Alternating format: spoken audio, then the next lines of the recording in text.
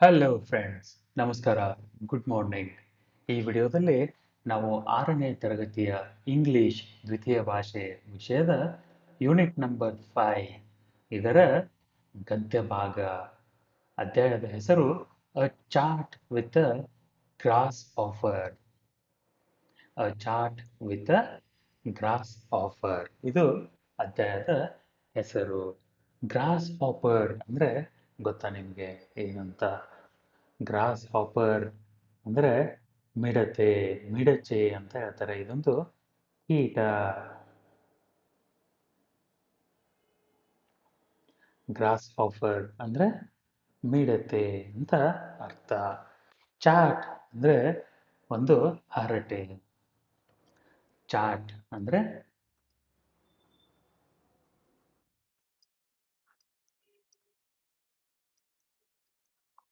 ಹರಟೆ. ಮಾತುಕತೆ. Gross hopper ಅಂದರೆ ಮಿಡತೆ. ಮಿಡಚಿ ಅಂತಲೂ ಹೇಳ್ತಾರೆ ಉತ್ತರ ಕರ್ನಾಟಕದಲ್ಲಿ. ಮಿಡಚೆ, ಮಿಡಚಿ ಅಂತ ಹೇಳ್ತಾರೆ. ಈಗ ಅಧ್ಯಾಯ ಸ್ಟಾರ್ಟ್ ಮಾಡೋದಕ್ಕಿಂತ ಮುಂಚೆ ಒಂದು preparatory activity. Repeat after the teacher. ಇಲ್ಲೊಂದು ಚಿಕ್ಕದೊಂದು ಪೋಯಮ್ ಇದೆ. ಇದನ್ನು ನಾನು ಓದಿ ಹೇಳ್ತೇನೆ, ನೀವು ನನ್ನ ಜೊತೆನೇ ಓದಿ. ನಾನು ಹೇಳ್ದಂಗೆ ಹೇಳಬೇಕು. The grasshopper and the elephant. ಮಿಡಚೆ ಮತ್ತು ಆನೆಯ ಪದ್ಯ. The grasshopper and the elephant. Way down south, where bananas grow, a grasshopper stepped on an elephant's toe. The elephant said, with tears in his eyes, pick on somebody your own size. ಚೆನ್ನಾಗಿದೆ ಅಲ್ಲ? ಅರ್ಥ ಆಯ್ತಾ? Way down south. Way down south ಅಂದರೆ ದೇಶದ ದಕ್ಷಿಣ ಭಾಗದಲ್ಲಿ. Where bananas grow. ಬಾಳೆಹಣ್ಣು ಎಲ್ಲಿ ಜಾಸ್ತಿ ಬೆಳೀತದೆ? ನಮ್ಮ ಸೌತ್ ಇಂಡಿಯಾದಲ್ಲಿ, ದಕ್ಷಿಣ ಭಾರತದಲ್ಲಿ ಬಾಳೆಹಣ್ಣುಗಳನ್ನು ಜಾಸ್ತಿ ಬೆಳೀತಾರೆ. Where bananas grow. A grasshopper ಮಿಡತೆ step on an elephant's toe. ಕಾಲಲ್ಲಿರೋ ಬೆರಳು. ಕಾಲಿನ ಬೆರಳು. ಟೋ ಅಂದರೆ ಸರಿನಾ? The elephant said. ಏನು ಹೇಳುತ್ತೆ elephant? The elephant said with tears in his eyes. ಕಣ್ಣಲ್ಲಿ ಕಣ್ಣೀರು ತುಂಬಿಕೊಂಡು ಹೇಳುತ್ತೆ. ಯಾರಿಗೆ? ಮಿಡತೆಗೆ. Pick on somebody your own size. ನನ್ನ ಕಾಲು ಯಾಕೆ ತುಳಿತಿದೆಯಾ? ನೀನು ನಿನ್ನ ಸೈಜಲ್ಲಿರೋ, ನಿನ್ನ ಆಕಾರಕ್ಕೆ ತಕ್ಕಂಥವ್ರ ಜೊತೆ ಜಗಳಕ್ಕೆ ಹೋಗು, ಅವ್ರ ಕಾಲು ತುಳಿ ಅಂತ ಹೇಳುತ್ತೆ. ಸರಿನಾ? ಇವಾಗ activity number 2. Can you draw the picture of a grasshopper? ನಿಮಗೆ ಮಿಡತೆ ಚಿತ್ರ ತೆಗೆಯೋಕ್ಕೆ ಬರುತ್ತಾ? What do you know about grasshopper? ನಿಮಗೆ ಮಿಡತೆಯ ಬಗ್ಗೆ ಎಷ್ಟು ಗೊತ್ತಿದೆ? ಏನೇನು ಗೊತ್ತಿದೆ? ಗೊತ್ತಿಲ್ಲ ಅಂದರೂ ಯೋಚನೆ ಮಾಡಬೇಡಿ. ಈ ಅಧ್ಯಾಯ ಇರೋದೇ ಮಿಡತೆಯ ಬಗ್ಗೆ. ಇಲ್ಲಿ ಒಂದಿಷ್ಟು ವಿಷಯಗಳನ್ನು ನೀವು ಕಲಿಯೋಕೆ ಹೋಗ್ತಾ ಇದ್ದೀರಾ. ಆದರೆ ಗ್ರಾಸ್ ಹಾಪರ್ ಮಿಡತೆ ಚಿತ್ರ ಬಿಡಿಸೋಕೆ ಬಂದರೆ ಟೈಮ್ ಪಾಸ್ ಆಗುತ್ತೆ. ಒಂದು 10 ನಿಮಿಷ ಟೈಮ್ ತಗೊಂಡು ಒಂದು ಪುಸ್ತಕದಲ್ಲಿ ಪ್ಲೇನ್ ಪೇಪರ್ನಲ್ಲಿ ಮಿಡತೆಯ ಚಿತ್ರ ಬಿಡಿಸೋಕೆ ಪ್ರಯತ್ನ ಮಾಡಿ. ಆದರೆ ಪಾಠ ಮುಗಿದ ನಂತರ ಇವಾಗ ಪಾಠನ ಕಂಟಿನ್ಯೂ ಮಾಡೋಣ. Let's read and enjoy the lesson. ಸರಿನಾ? One day students of class 6 visited a park with the class teacher. ಒಂದು ದಿನ 6ನೇ ತರಗತಿಯ ಮಕ್ಕಳು ಒಂದು ಪಾರ್ಕನ್ನು ಭೇಟಿ ಮಾಡ್ತಾರೆ. ಯಾರ ಜೊತೆ? ಅವರ ಕ್ಲಾಸ್ ಟೀಚರ್ ಜೊತೆ. ಅರ್ಥ ಆಯ್ತಾ? ಪಾರ್ಕ್ ಅಂದರೆ ಉದ್ಯಾನವನ. ಪಾರ್ಕ್ ಅಂದರೆ ಗಾರ್ಡನ್ ಅಂತ ಹೇಳ್ತೀರಾ, ಪಬ್ಲಿಕ್ ಗಾರ್ಡನ್ ಇರುತ್ತೆ ಹೊರಗಡೆ, ಅದನ್ನು ಉದ್ಯಾನವನ, ಉದ್ಯಾನ ಅಂತ ಹೇಳ್ತಾರೆ. ಉದ್ಯಾನವನ ಪಾರ್ಕ್ ಅಂದರೆ ಒಂದು ದಿನ 6ನೇ ತರಗತಿಯ ಮಕ್ಕಳು ಅವರ ಕ್ಲಾಸ್ ಟೀಚರ್ ಜೊತೆ ಉದ್ಯಾನವನ ಪಾರ್ಕ್ಗೆ ಹೋಗಿದ್ರು. All of them enjoyed and played well in the park. All of them ಅಂದರೆ ಎಲ್ಲರೂ, ಎಂಜಾಯ್ಡ್ ಅಂದರೆ ಮಜಾ ಮಾಡಿದರು ಮತ್ತು ಆಟ ಆಡಿದರು. ಎಲ್ಲಿ? ಪಾರ್ಕ್ನಲ್ಲಿ. ಎಂಜಾಯ್ ಅಂದರೆ ಮಜಾ ಮಾಡು.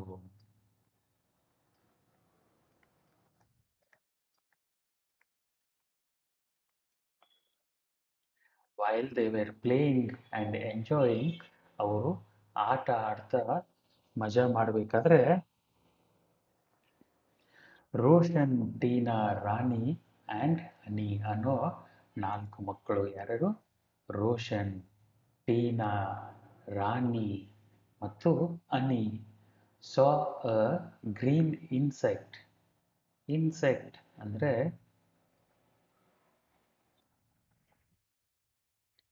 ಕೀಟ. ಏನು ಹೇಳಿ? ಇನ್ಸೆಕ್ಟ್ ಅಂದರೆ ಕೀಟ. ಇನ್ಸೆಕ್ಟ್, ಬೇರೆ ಬೇರೆ ಇನ್ಸೆಕ್ಟ್ಸ್ ಯಾವ ಗೊತ್ತಿದ್ದಾವೆ ನಿಮಗೆ?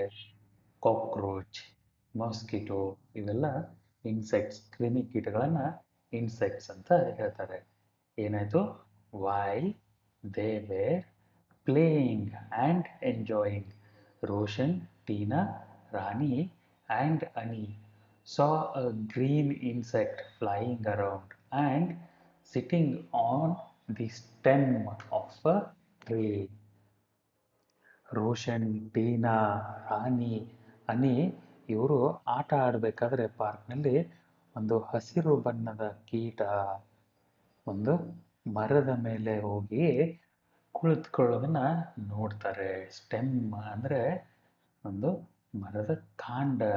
ಕಾಂಡ ಅದಕ್ಕೆ ಸ್ಟೆಮ್ ಅಂತ ಹೇಳ್ತಾರೆ. ಸ್ಟೆಮ್ ಆಫ್ ದಿ ಟ್ರೀ ಅಂದರೆ ಗಿಡದ ಕಾಂಡ. They were surprised to see it, ಅವರು ಅದನ್ನು ನೋಡಿ ಆಶ್ಚರ್ಯಚಕಿತರಾದರು. They slowly went near the insect, ಅವರು ನಿಧಾನವಾಗಿ ಆ ಕೀಟದ ಹತ್ತಿರ ಹೋದರು. ಇವಾಗ ಈ ಪ್ಯಾರಾಗ್ರಾಫ್ನ ಇನ್ನೊಂದು ಸರ್ತಿ ಓದಿ ಮುಂದೆ ಹೋಗೋಣ. ನೀವು ನನ್ನ ಜೊತೆ ಓದಿ. One day students of class 6 visited a park with their class teacher. All of them enjoyed and played. Played well in the park. While they were playing and enjoying, Roshan, Teena, Rani and Ani saw a green insect flying around and sitting on the stem of a tree. They were surprised to see it. They slowly went near the insect.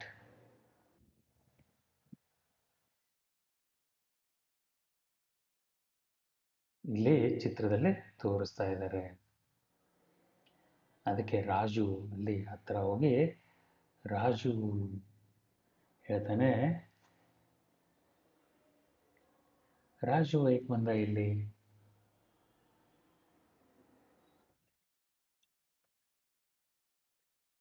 ಹುಡುಗರ ಹೆಸರು ಕೊಟ್ಟಿದ್ದು ರೋಷನ್, ಟೀನಾ, ರಾಣಿ ಮತ್ತು ಅನಿ ಅಂತ.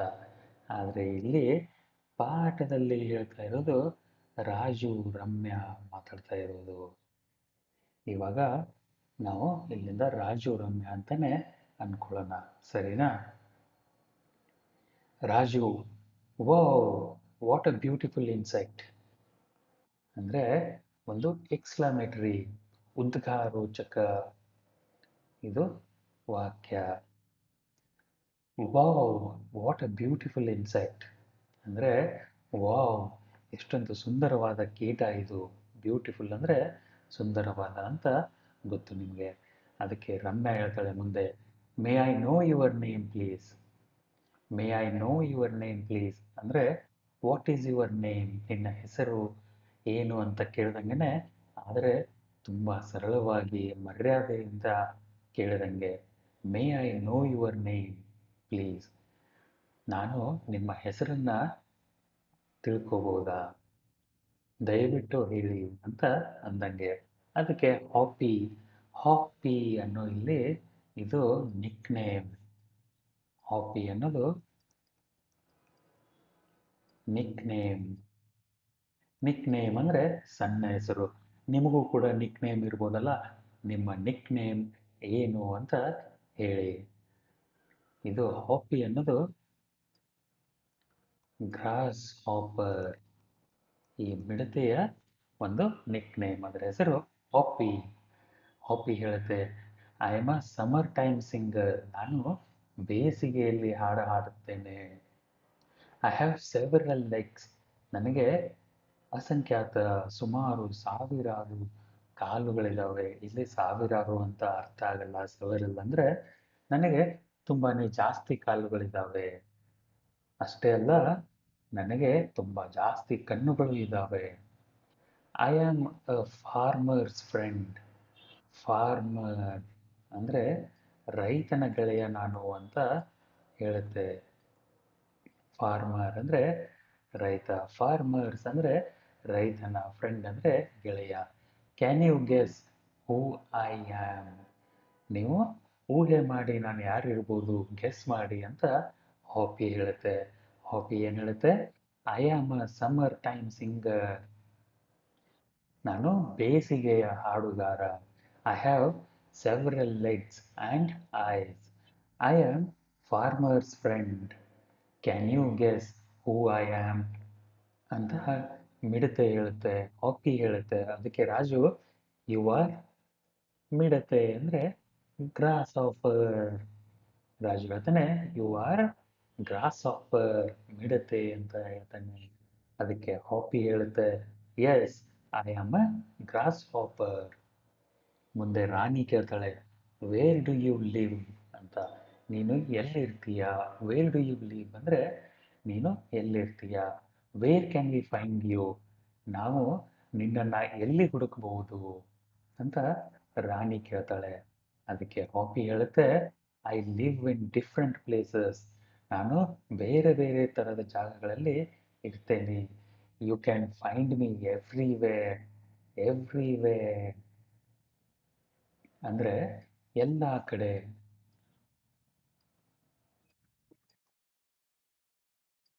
You can find me everywhere.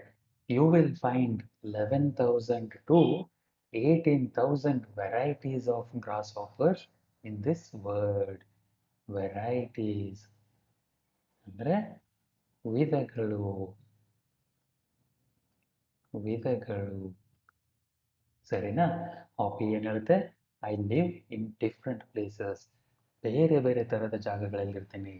You can find me everywhere, ನೀವು ನನ್ನನ್ನು ಎಲ್ಲ ಕಡೆ ಹುಡುಕ್ಬೋದು. You will find 11,000 to 18,000 varieties, ನೀವು 11,000ದಿಂದ 18,000 ವಿಧದ ಮಿಡತೆಗಳನ್ನು ಹುಡುಕ್ಬೋದು. ಎಲ್ಲಿ, ಇನ್ ದಿಸ್ ವರ್ಲ್ಡ್. ಅಂದರೆ ಜಗತ್ತು. ಈ ಜಗತ್ತಿನಲ್ಲಿ ಒಟ್ಟು 11,000ದಿಂದ 18,000 ವಿಧದ ಮಿಡತೆಗಳಿದ್ದಾವೆ. ಹಾಪಿ ಏನು ಹೇಳುತ್ತೆ ಅಂತ ನಾನು ಇಂಗ್ಲೀಷಲ್ಲಿ ಓದ್ತೀನಿ, ನೀವು ನನ್ನ ಜೊತೆ ರಿಪೀಟ್ ಮಾಡಿ. I live in different places. You can find me everywhere. You will find 11,000 to 18,000 varieties of grasshoppers in this world. ಆಮೇಲೆ ರಾಜು ಹೇಳ್ತಾನೆ, ಓಕೆ ಮೈ ಡಿಯರ್, ಸರಿ ನನ್ನ ಆತ್ಮೀಯನೇ, tell me how you fly, ನೀನು ಹೇಗೆ ಹಾರಾಡ್ತೀಯ ಅಂತ ರಾಜು ಹಾಪಿನ ಕೇಳ್ತಾನೆ. ಅದಕ್ಕೆ ಹಾಪಿ ಹೇಳುತ್ತೆ, I have 2 sets of wings. I have 2 sets of wings for flying. ಎರಡು ಸೆಟ್, ಎರಡು ಜೊತೆ, ಸೆಟ್ಸ್ ಅಂದರೆ ಜೊತೆ.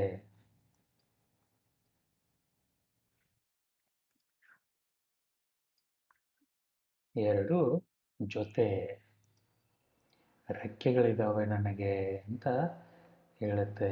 ಎರಡು ಜೊತೆ ರೆಕ್ಕೆಗಳಂದ್ರೆ ಎಷ್ಟು? ನಾಲ್ಕು ರೆಕ್ಕೆಗಳು. Do you have wings children ಅಂತ ಹಾಪಿ ಮಕ್ಕಳಿಗೆ ಕೇಳುತ್ತೆ. ನಿಮಗೂ ರೆಕ್ಕೆಗಳಿದ್ದಾವ ಅಂತ ಕೇಳುತ್ತೆ. ಏನು ಹೇಳುತ್ತೆ Hoppy? I have two sets of wings for flying. Do you have wings children ಅಂತ ಪ್ರಶ್ನೆ ಕೇಳುತ್ತೆ.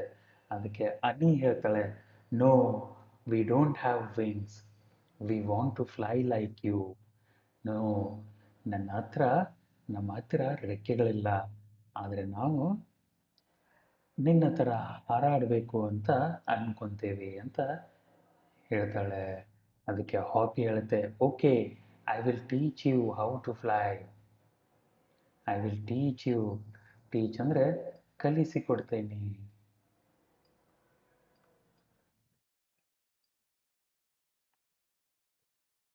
I will teach you how to fly. ನಾನು ನಿಮಗೆ ಹೇಗೆ ಹಾರಾಡೋದು ಅಂತ ಕಲಿಸಿಕೊಡ್ತೀನಿ ಅಂತ ಹಾಪಿ ಹೇಳುತ್ತೆ.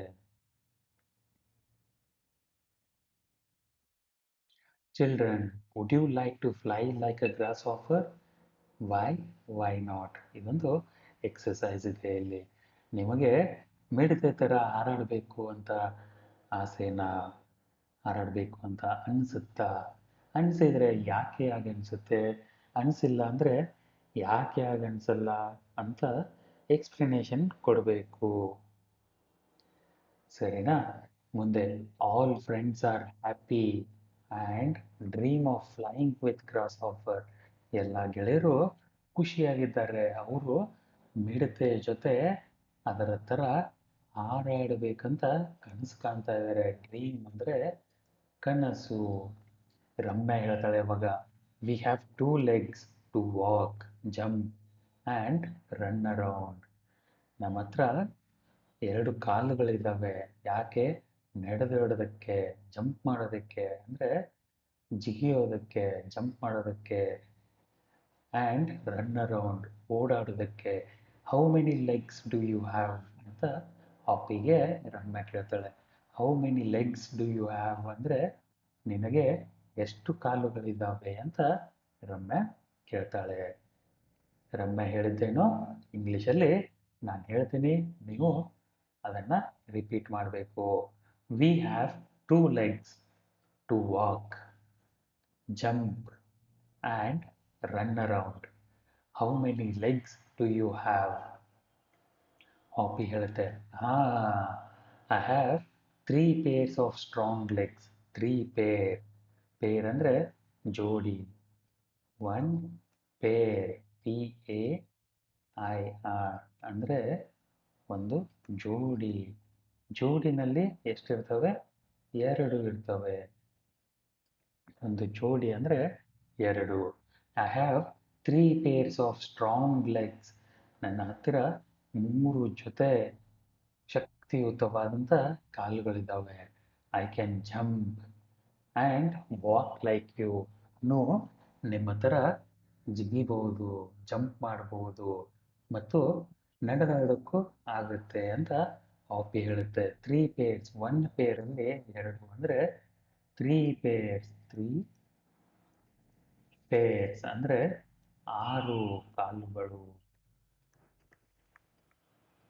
ಅಂತ ಅರ್ಥ. ಮುಂದೆ ರಾಣಿ ಕೇಳ್ತಾಳೆ, Hoppy how do you escape from enemies? Enemies ಅಂದರೆ ಶತ್ರುಗಳು.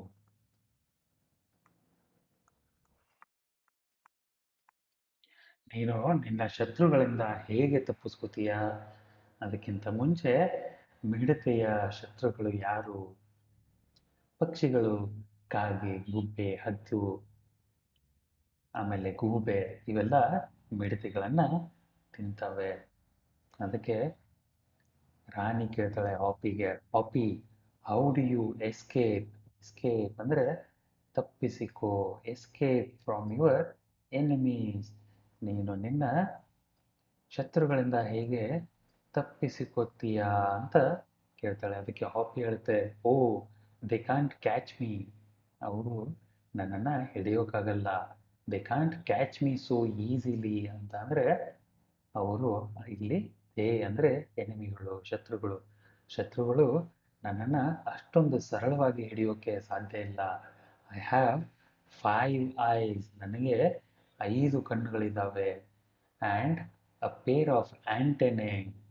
ಆ್ಯಂಟೆನೆ ಅಂದರೆ ಈ ಥರ ನೀವು ನೋಡಿರ್ತೀರಲ್ಲ, ನೊಣದ ಸೊಂಡಿ ಮೇಲೆ ಈ ಥರ ಇರುತ್ತೆ ಹೀಗೆ. ಇವುಗಳನ್ನು ಆ್ಯಂಟೆನೆ ಅಂತ ಹೇಳ್ತಾರೆ.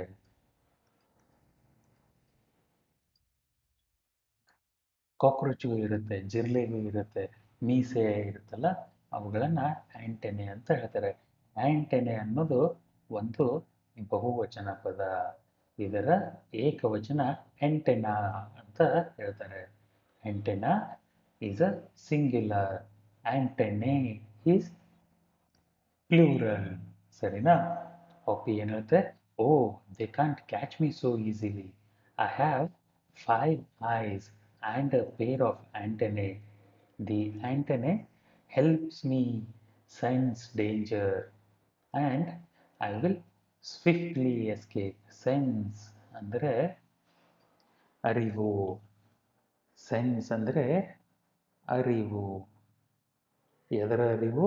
ಅಪಾಯದ ಅರಿವು.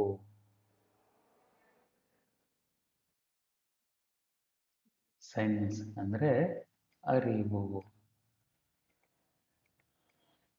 ಡೇಂಜರ್ ಅಂದರೆ ಅಪಾಯ.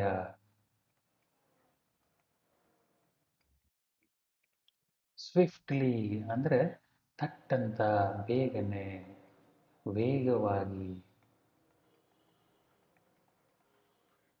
ಎಸ್ಕೇಪ್ ಅಂದರೆ ತಪ್ಪಿಸಿಕೋ. ಇದನ್ನ ಇನ್ನೊಂದು ಸರ್ತಿ ಓದೋಣ, ನೀವು ನನ್ನ ಜೊತೆ ರಿಪೀಟ್ ಮಾಡಿ. Hoppy says, oh, they can't catch me so easily. I have 5 eyes and a pair of antennae. The antennae helps me to sense danger and I will swiftly escape. ಈ ಹಾಪಿಯ ಗ್ರಾಸ್ ಹಾಪರ್ ಅದರ ಆಂಟೆನಾಗಳು ಯಾಕೆ ಸಹಾಯ ಮಾಡ್ತವೆ? ಅಪಾಯದ ಅರಿವನ್ನ ಇದು ಮಿಡತೆಗೆ ಕೊಡ್ತವೆ. ಅವಾಗ ಮಿಡತೆ ತಟ್ ಅಂತ ಜಂಪ್ ಮಾಡುತ್ತೆ. ನೀವು ಯಾವತ್ತಾದ್ರೂ ಮಿಡತೆನ ಕೈಯಿಂದ ಹಿಡಿಯೋಕೆ ಪ್ರಯತ್ನ ಮಾಡಿದ್ದೀರಾ? ಮಾಡೋಕೆ ಒಂದ್ಸತಿ ಟ್ರೈ ಮಾಡಿ ನೋಡಿ. ಚಿಕ್ಕ ಮಿಡತೆ ಕಚ್ಚಲ್ಲ, ಟ್ರೈ ಮಾಡಿ ನೋಡಿ. ದೊಡ್ಡ ಮಿಡತೆ, ತೋಟದಲ್ಲಿರೋ ಮಿಡತೆನ ಹಿಡಿಯೋಕೆ ಹೋಗ್ಬೇಡಿ, ಒಂದೊಂದು ಸರ್ತಿ ಕಚ್ಚಿಬಿಡ್ತವೆ. ಚಿಕ್ಕ ಮಿಡತೆನ ಹಿಡಿಯೋಕೆ ಟ್ರೈ ಮಾಡಿ, ನೀವು ಹಿಂದೆಯಿಂದ ಹೋದರೂ ಕೂಡ ಮಿಡತೆ ತಟ್ ಅಂತ ಜಂಪ್ ಮಾಡಿ ಹೋಗ್ಬಿಡುತ್ತೆ. ಯಾಕೆ? ಅದಕ್ಕೆ ಆಂಟೆನಾ ಸಿಗ್ನಲ್ ಕೊಡ್ತಾ ಇರುತ್ತೆ. ಡೇಂಜರ್ ಇದರ ಅರಿವು ಕೊಡ್ತಾ ಇರುತ್ತೆ, ಸಿಗ್ನಲ್ಸ್ ಕೊಡ್ತಾ ಇರುತ್ತೆ. ಅದಕ್ಕೆ ಮುಂದೆ ರಮ್ಯಾ ಹೇಳ್ತಾಳೆ, now you are not trying to escape from us, are you ಅಂತ ಕೇಳ್ತಾಳೆ. ಇವಾಗ ನೀನು ನಮ್ಮಿಂದ ತಪ್ಪಿಸ್ಕೊಳ್ಳೋಕ್ಕೆ ಪ್ರಯತ್ನ ಮಾಡ್ತಾ ಇಲ್ಲ ತಾನೇ ಅಂತ ರಮ್ಯಾ ಕೇಳ್ತಾಳೆ. ಅದಕ್ಕೆ ಹಾಪಿ ಹೇಳುತ್ತೆ, I am your friend, right? ನಾನು ನಿಮ್ಮ ಗೆಳೆಯ ಅಲ್ವಾ? ರೈಟ್ ಅಂತ ಹಾಕಿ ಕ್ವಶನ್ ಮಾರ್ಕ್ ಹಾಕಿದರೆ ಅಲ್ವಾ ಅಂತ ಅರ್ಥ. I trust you. ಟ್ರಸ್ಟ್ ಅಂದರೆ ನಂಬಿಕೆ. ನಾನು ನಿಮ್ಮನ್ನು ನಂಬುತ್ತೇನೆ. I am not scared. ನನಗೆ ಭಯವಾಗಿಲ್ಲ. I am not scared. Scare ಅಂದರೆ ಭಯ. ನಾಟ್ ಸ್ಕೇರ್ಡ್ ಅಂದರೆ ಭಯ ಆಗಿಲ್ಲ. The children and Hoppy start playing. ಮಕ್ಕಳು ಮತ್ತು ಹಾಪಿ ಇಬ್ಬರು ಒಟ್ಟಿಗೆ ಆಟ ಆಡೋದಕ್ಕೆ ಸ್ಟಾರ್ಟ್ ಮಾಡ್ತಾರೆ. Raju observing the body. Observe ಅಂದರೆ ಗಮನ ಕೊಟ್ಟು ನೋಡು. ಅಬ್ಸರ್ವ್ ಅಂದರೆ ಗಮನಿಸು. Observing the body of Hoppy. ಅವಾಗ ಹಾಪಿ ಕೇಳ್ತಾನೆ, ಹಾಪಿ, ವಿ ಹ್ಯಾವ್ 2 ಇಯರ್ಸ್. ನಮಗೆ 2 ಕಿವಿಗಳಿವೆ. Do you also have ears ಅಂತ ಕೇಳ್ತಾನೆ. ನಿನಗೂ ಕಿವಿಗಳಿದ್ದಾವ ಅಂತ ರಾಜು ಕೇಳ್ತಾನೆ. ಅದಕ್ಕೆ ಹಾಪಿ ಹೇಳುತ್ತೆ, I don't have ears like you. ನನಗೆ ನಿಮ್ಮ ಥರದ ಕಿವಿಗಳಿಲ್ಲ. But The antenna helps me to pick up vibrations from the air and the ground. Antenna ಯಾವುದಕ್ಕೆ ಸಹಾಯ ಮಾಡುತ್ತೆ? ವೈಬ್ರೇಷನ್ಗಳನ್ನ ಪಿಕಪ್ ಮಾಡೋದಕ್ಕೆ. ಪಿಕಪ್ ಅಂದ್ರೆ ಎತ್ತಿಕೋ.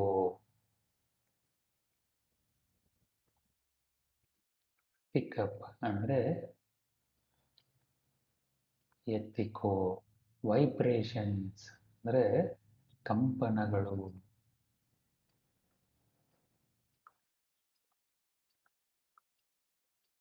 ಏರ್ ಅಂದ್ರೆ ಗಾಳಿ, ಗ್ರೌಂಡ್ ಅಂದ್ರೆ ನೆಲ. ಇದು ನಿಮಗೆ ಗೊತ್ತು. ಹಾಪಿ ಏನು ಹೇಳುತ್ತೆ ಅದನ್ನ ಇವಾಗ ಇಂಗ್ಲಿಷಲ್ಲಿ ಓದೋಣ. I don't have ears like you, but the antenna helps me to pick up vibrations from the air and the ground.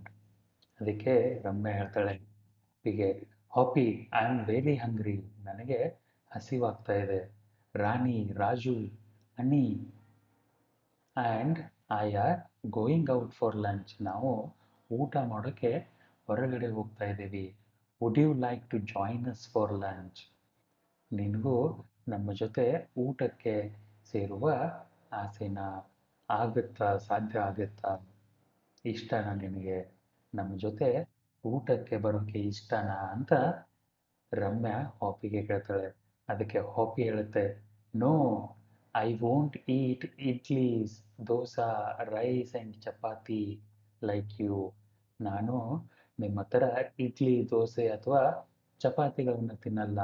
I eat plants. Plants ಅಂದರೆ ಸಸಿಗಳು. ವೀಟ್, ಓಟ್, ಕಾರ್ನ್ ಆ್ಯಂಡ್ ಬಾರ್ಲೆ ಅಂತ ಹೇಳುತ್ತೆ. ಏನಂತ ಹೇಳುತ್ತೆ ಹಾಪಿ? Hoppy says, no, I won't eat idlis, dosa, rice or chapati.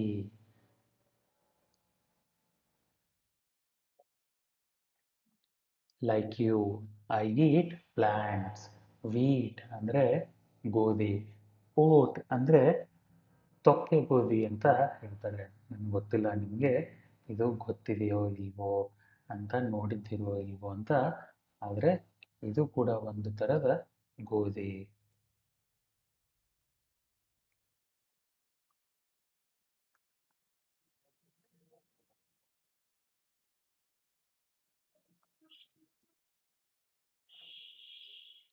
Corn ಅಂದರೆ ಮೆಕ್ಕೆಜೋಳ.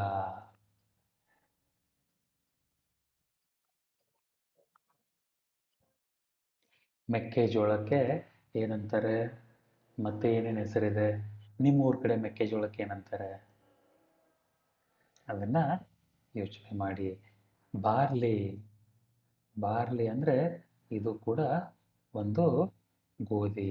ಇದಕ್ಕೆ ಜವೆ ಗೋಧಿ ಅಂತಲೂ ಹೇಳ್ತಾರೆ.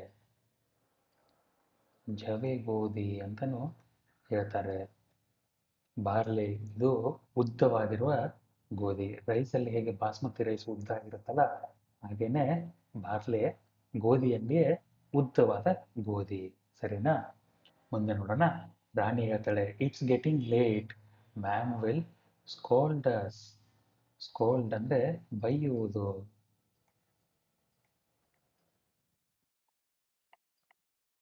Ma'am will scold us, we need to go, nice to meet you Hoppy, bye ಅಂತ ರಾಣಿ ಹೇಳ್ತಾಳೆ. ಏನು ಹೇಳ್ತಾಳೆ? ಇಟ್ಸ್ ಗೆಟಿಂಗ್ ಲೇಟ್, ತುಂಬ ತಡ ಆಗ್ತಾ ಇದೆ. Ma'am will scold us, ma'am ಬೈದ್ಬಿಡ್ತಾರೆ. ವಿ ನೀಡ್ ಟು ಗೋ, ನಾವಿವಾಗ ಹೊರಡಬೇಕು. Nice to meet you Hoppy, ನಿನ್ನನ್ನು ಭೇಟಿ ಮಾಡಿ ಸಂತೋಷ ಆಯಿತು. ಬಾಯ್, ಮತ್ತೆ ಸಿಗೋಣ ಅಂತ ಹೇಳಿ ರಾಣಿ ಹೋಗ್ತಾಳೆ. ಅದಕ್ಕೆ ಹಾಪಿ ಹೇಳುತ್ತೆ, nice to meet you too, ನಿಮ್ಮನ್ನು ಭೇಟಿ ಮಾಡಿಯೂ ನನಗೂ ಕೂಡ ಸಂತೋಷ ಆಯಿತು. Bye, take care, see you soon, ಮತ್ತೆ ಬೇಗ ಸಿಗೋಣ ಅಂತ ಹೇಳುತ್ತೆ. ಇಲ್ಲಿಗೆ ಪಾಠ ಮುಗಿಯಿತು. ಮುಂದೆ ಒಂದಿಷ್ಟು ಫ್ಯಾಕ್ಟ್ಸ್ ಇದ್ದಾವೆ. ಫ್ಯಾಕ್ಟ್ಸ್ ಅಂದರೆ ಸತ್ಯಗಳು. Here are some facts about grasshoppers. Please read them. ಕೆಳಗೆ ಒಂದಿಷ್ಟು ಮಿಡತೆಯ ಬಗ್ಗಿನ ಸತ್ಯಗಳನ್ನು ಕೊಟ್ಟಿದ್ದಾರೆ, ಅವುಗಳನ್ನು ಓದಿ ಅಂತ ಹೇಳ್ತಾ ಇದ್ದಾರೆ. ದಿ ಬಾಡಿ, ಗ್ರಾಸ್ ಆಫರ್ ಇದರ ಬಾಡಿ ಹೇಗಿದೆ ಅಂತ ಹೇಳ್ತಾ ಇದ್ದಾರೆ. Grasshopper have exoskeleton. Exoskeleton, skeleton ಅಂದರೆ ಏನು? ಸ್ಕೆಲೆಟನ್ ಅಂದರೆ, ಸಾರಿ ಮಿಸ್ಟೇಕ್ ಆಗುತ್ತೆ ಒಂದೊಂದು ಸರ್ತಿ, ಕ್ಷಮಿಸಿಬಿಡಿ.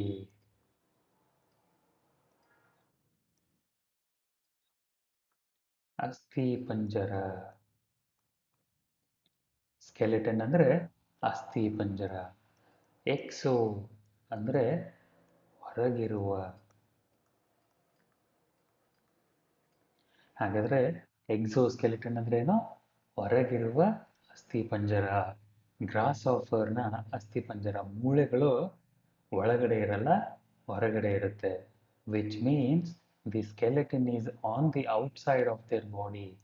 ಅವರ ಬಾಡಿಯಿಂದ, ಗ್ರಾಸ್ ಆಫರ್ ಮಿಡತೆಗಳ ಬಾಡಿಯಿಂದ ಹೊರಗಡೆ ಅವುಗಳ ಅಸ್ಥಿ ಪಂಜರ ಇರುತ್ತೆ. Grasshopper also has 3 pairs of very strong legs. 3 pairs ಅಂದರೆ ಎಷ್ಟು? 6 ಶಕ್ತಿಯುತವಾದ ಕಾಲುಗಳಿದ್ದಾವೆ. They can walk and jump 20 times the length of their body.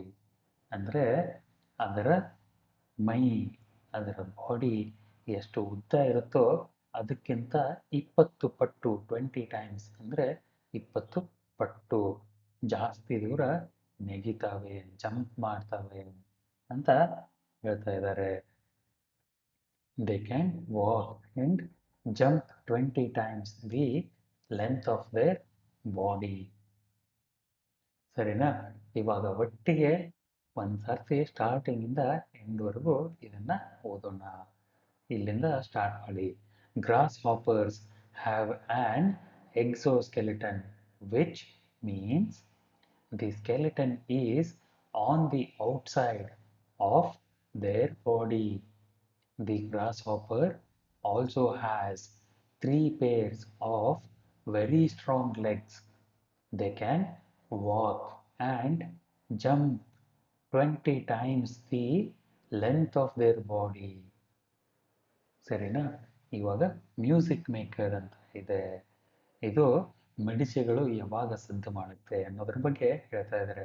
If you hear a chirp chirp on a summer night, ನೀವು chirp ಶಿರ್ಪ್ ಅನ್ನೋ ಒಂದು ಸದ್ದನ್ನು ರಾತ್ರಿಯಲ್ಲಿ ಕೇಳ್ತಾ ಇರ್ತೀರ. ಚಿರ್ರ ಚಿರ್ರ ಅಂತ ಸೌಂಡ್ ಮಾಡ್ತಾ ಇರುತ್ತೆ. ಅದು ಬೇಸಿಗೆ ಕಾಲದ ರಾತ್ರಿಯಲ್ಲಿ ಈ ಥರ ಸದ್ದು ಕೇಳಿದರೆ it could be a male grasshopper. Male ಅಂದರೆ ಗಂಡು.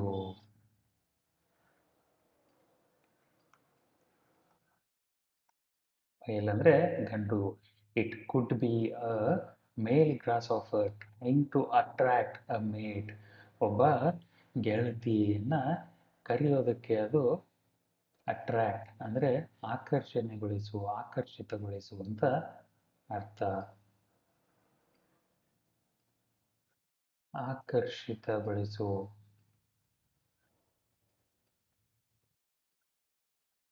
Attract a mate. ಈ ಗಂಡು ಗ್ರಾಸ್ ಹಾಪರ್ ಒಂದು ಗೆಳತಿಯನ್ನು ಹುಡುಕ್ತಾ ಇರ್ತದೆ. R warn. ವಾರ್ನ್ ಅಂದರೆ ಸೂಚನೆ ಕೊಡು. ಯಾವುದರ ಬಗ್ಗೆ?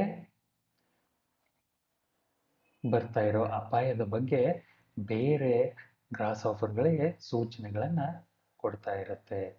They do this by rubbing. Rubbing ಅಂದರೆ ಒಂದಕ್ಕೊಂದು ತಿಕ್ಕು ಅಂತ ಅರ್ಥ. ತಿಕ್ಕು ಅಂತಾರೆ, ಉಚ್ಚು ಅಂತಲೂ ಹೇಳ್ತಾರೆ. ಒಂದಕ್ಕೊಂದು ತಿಕ್ಕು, ಉಚ್ಚು.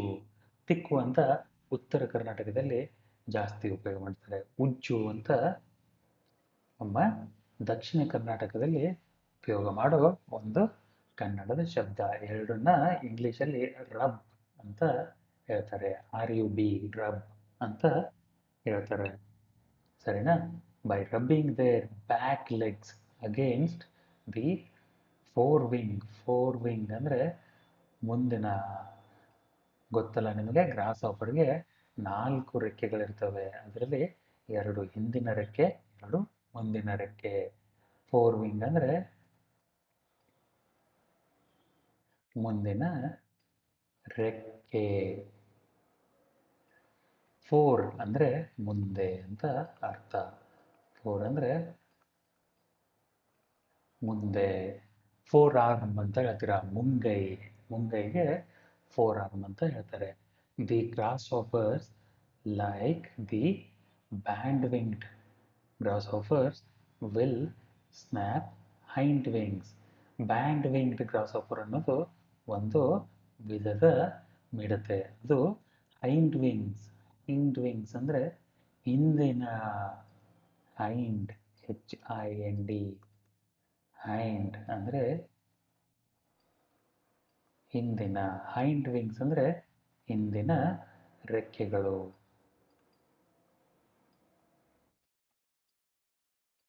ಹಿಂದಿನ ರೆಕ್ಕೆಗಳನ್ನು ಉಜ್ಜುತ್ತವೆ. This makes a weird crackling sound. Weird ಅಂದರೆ ವಿಚಿತ್ರವಾದ.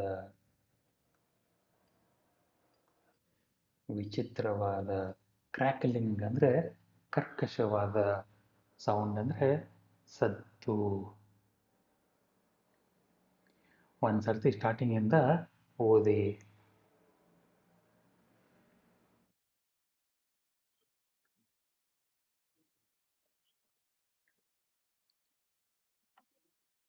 ಸ್ಟಾರ್ಟ್ ಮಾಡಿದರೆ ಓದೋಕ್ಕೆ? ಇಲ್ಲ, ಗೊತ್ತು ನನಗೆ. ನಾನು ಓದ್ತೇನೆ, ನನ್ನ ಜೊತೆ ರಿಪೀಟ್ ಮಾಡಿ. If you hear chirp chirp on a summer's night, it could be a male grasshopper trying to attract mate or warn off other males. They do this by rubbing their back leg against their forewing. Other grasshoppers, like the band-winged grasshopper, will snap hind wings. This makes a weird crackling sound. Snap ಅಂದರೆ ಮುರಿ ಅಂತ ಅರ್ಥ.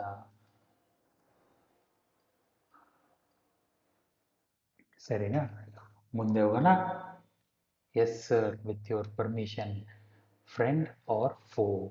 Friend ಅಂದರೆ ಗೆಳೆಯ, ಫೋ ಅಂದರೆ ಶತ್ರು. Friend or ಫೋ ಅಂದರೆ ದೋಸ್ತ್ ಆರ್ ದುಶ್ಮನ್, ಮಿತ್ರನ ಶತ್ರುನ ಅಂತ ಇಲ್ಲಿ ಕೆಳಗಡೆ ಒಂದು ಬಾಕ್ಸಲ್ಲಿ ಕೊಟ್ಟಿದ್ದಾರೆ. ಫ್ರೆಂಡ್ ಅಂದರೆ ಮಿತ್ರ, ಫೋ ಅಂದರೆ ಶತ್ರು. Grasshoppers are actually a help to farmers. Grasshoppers ಅಂದರೆ ಮಿಡತೆಗಳು ನಮ್ಮ ರೈತರಿಗೆ ಒಂದು ಸಹಾಯ. The Turnbull is a type of grasshopper. Turnbull ಅನ್ನೋ ಒಂದು ವಿಧದ ಮಿಡತೆ will dines on weeds that kill crops. Dines ಅಂದರೆ ತಿನ್ನು. On the weeds. ವೀಡ್ಸ್ ಅಂದರೆ ಕಳೆಗಳು. ಕಳೆಗಳು ಅಂದರೆ ಗೊತ್ತಲ್ಲ ನಿಮಗೆ, ತೋಟದಲ್ಲಿ ಉಪಯೋಗಕ್ಕೆ ಬಾರದ ಗಿಡಗಳು ಏನಿರ್ತವೋ ಅದನ್ನು ಕಳೆಗಳು ಅಂತಾರೆ. Weeds that kill crops. Crops ಅಂದರೆ ಬೆಳೆಗಳು.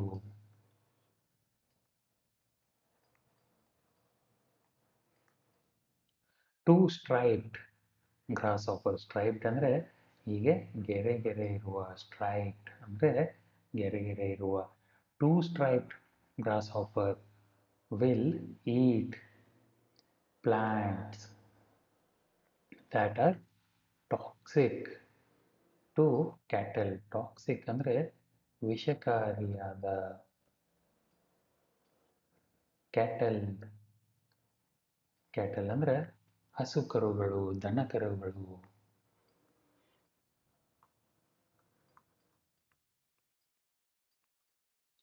ಸರಿನಾ? ಒಂದ್ಸರ್ತಿ ಸ್ಟಾರ್ಟಿಂಗಿಂದ ಓದಿ. ಫ್ರೆಂಡ್ ಆರ್ ಫೋ ಅಂತ ಕ್ವಶನ್ ಕೇಳ್ತಾ ಇದ್ದಾರೆ. Grasshoppers are actually a help to farmers.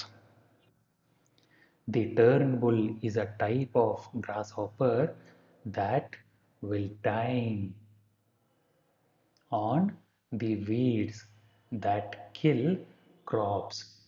Two-striped grasshopper will eat plants that are toxic to cattle. ಮುಂದಿನ ಬಾಕ್ಸಲ್ಲಿ ಫ್ಯಾಸಿನೇಟಿಂಗ್ ಗ್ರಾಸ್ ಹಾಪರ್ ಫ್ಯಾಕ್ಟ್ಸ್ ಅಂತ ಇದೆ.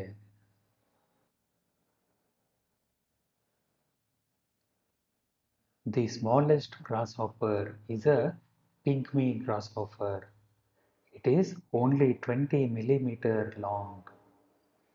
ಬರೀ 20 ಮಿಲಿಮೀಟರ್ ಉದ್ದ ಇರುತ್ತೆ. ಯಾವುದು?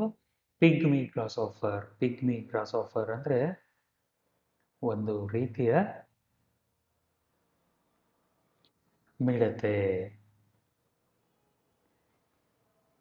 ದಿ ಲಾರ್ಜೆಸ್ಟ್ ಗ್ರಾಸ್ಹಾಪರ್, ದೊಡ್ಡದಾದ, ಎಲ್ಲಕ್ಕಿಂತ ದೊಡ್ಡದಾದ ಮಿಡತೆ ಈಸ್ ಕಾಲ್ಡ್ ಜೈಂಟ್ ಗ್ರಾಸ್ಹಾಪರ್.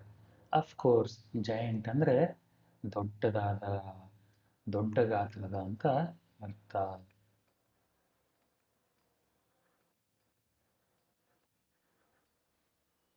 ರಾಕ್ಷಸಕಾಯದ ಅಂತಲೂ ಹೇಳ್ತಾರೆ. The female grasshopper is 60 to 90 millimeter long and the male is 45 to 55 millimeter long. ಇದನ್ನು ಇನ್ನೊಂದು ಸರ್ತಿ ಓದಿ. Fascinating ಗ್ರಾಸ್ಹಾಪರ್ facts. ಫ್ಯಾಸಿನೇಟಿಂಗ್ ಅಂದರೆ ಆಕರ್ಷಕ. ಫ್ಯಾಕ್ಟ್ಸ್ ಅಂದರೆ ಸತ್ಯಗಳು.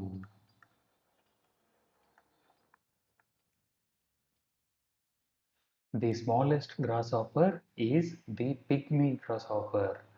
It's only 20 millimeter long.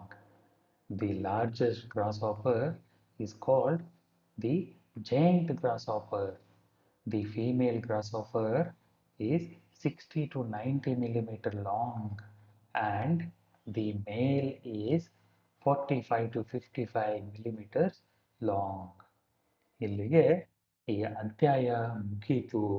ಮುಂದೆ ಗ್ಲೋಸರಿ ಅಂದರೆ ಶಬ್ದಗಳ ಅರ್ಥಗಳನ್ನು ನೋಡೋಣ. ಫೋ ಅಂದರೆ ಎನಿಮಿ. ಫೋ ಎನಿಮಿ ಎರಡು ಒಂದೇ, ಶತ್ರು ಅಂತ ಅರ್ಥ. ಟಾಕ್ಸಿಕ್ ಅಂದರೆ ಪಾಯ್ಸನಸ್, ವಿಷಕಾರಿಯಾದ. ಮೇಟ್ ಅಂದರೆ ಫ್ರೆಂಡ್. ಸ್ನ್ಯಾಪ್ ಅಂದರೆ ಮೂವ್, ಅಲ್ಲಾಡಿಸು, ಮುರಿ ಅಂತ ಅರ್ಥ. ಹೈಂಡ್ ಅಂದರೆ ಹೈಂಡ್ ಅಂತ ಓದ್ತಾರೆ, ನೆನ್ಪಿಟ್ಕೊಳ್ಳಿ, ಹಿಂಡ್ ಅಲ್ಲ ಇದು, ಹೈಂಡ್.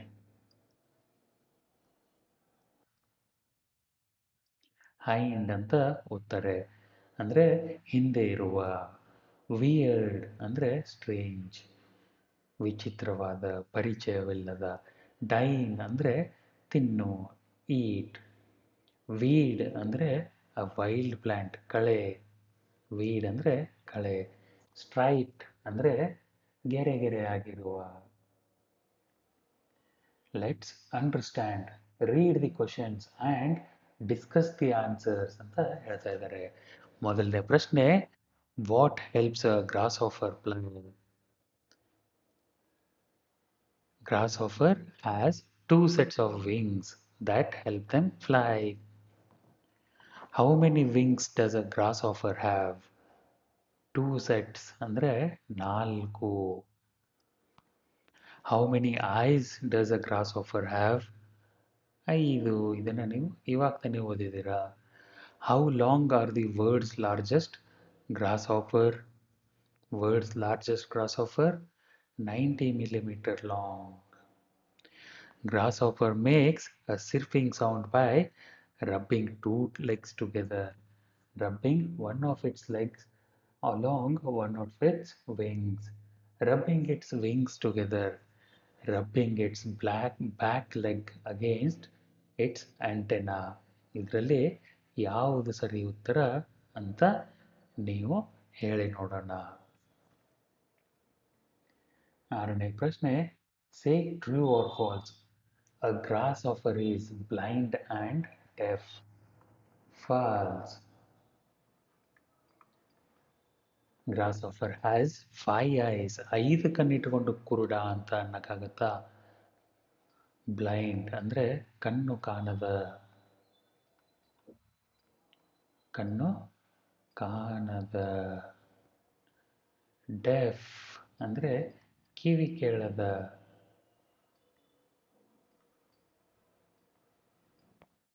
ಕಿವುಡ ಅಂತ ಅರ್ಥ. 7ನೇ ಪ್ರಶ್ನೆ, grasshoppers do not have ears yet they can pick up vibration. How? By using their antenna ಅಂತ ಉತ್ತರ. Let's practise words. Read the lesson on grasshoppers again. ಈ ಪಾಠನ ಇನ್ನೊಂದು ಸರ್ತಿ ಓದಿ. Look at the words given below. ಕೆಳಗೆ ಕೊಟ್ಟಿರುವ ಶಬ್ದಗಳನ್ನು ನೋಡಿ. Which of these words are used in this lesson. ಇಲ್ಲಿ ಕೆಳಗೆ ಕೊಟ್ಟಿರುವ ಶಬ್ದಗಳಲ್ಲಿ ಯಾವ ಯಾವ ಶಬ್ದಗಳನ್ನು ಈ ಪಾಠದಲ್ಲಿ ಉಪಯೋಗಿಸಲಾಗಿದೆ. ಎಕ್ಸೋಸ್ಕೆಲಿಟನ್ ಅನ್ನೋ ಶಬ್ದನ ಉಪಯೋಗಿಸಲಾಗಿದೆ. ಈ ಥರ ನೀವು ಬೇರೆ ಬೇರೆ ಶಬ್ದಗಳನ್ನು, ಈ ಪಾಠದಲ್ಲಿ ಉಪಯೋಗಿಸಿರೋ ಶಬ್ದಗಳನ್ನು ಅಂಡರ್ಲೈನ್ ಮಾಡಿ. ಮುಂದಿನ ಪ್ರಶ್ನೆ, find words from the lesson with the following meaning. Grain used to make flour. Grain ಅಂದರೆ ಕಾಳು. Make flower. ಫ್ಲವರ್ ಅಂದರೆ ಹಿಟ್ಟು. ಹಿಟ್ಟನ್ನು ಮಾಡಲು ಉಪಯೋಗಿಸುವ ಕಾಳು ಯಾವುದು? ವೀಟ್. ಬಾರ್ಲಿನೂ ಯೂಸ್ ಮಾಡ್ತಾರೆ ಒಂದೊಂದು ಕಡೆ, ಆದರೆ ವೀಟನ್ನು ಸಾಮಾನ್ಯವಾಗಿ ಎಲ್ಲ ಕಡೆನೂ ಉಪಯೋಗ ಮಾಡ್ತಾರೆ. Poisonous to eat or drink. Poisonous ಅಂದರೆ ವಿಷಕಾರಿಯಾದ.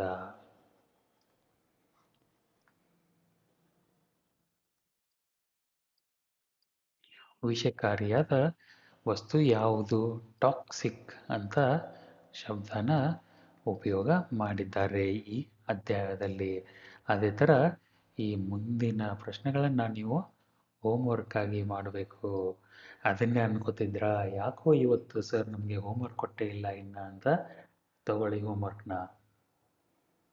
ಮುಂದಿನ ಪ್ರಶ್ನೆ, read the text and fill in the blanks using the appropriate words. The two-striped grasshopper will eat plants that are toxic to cattle.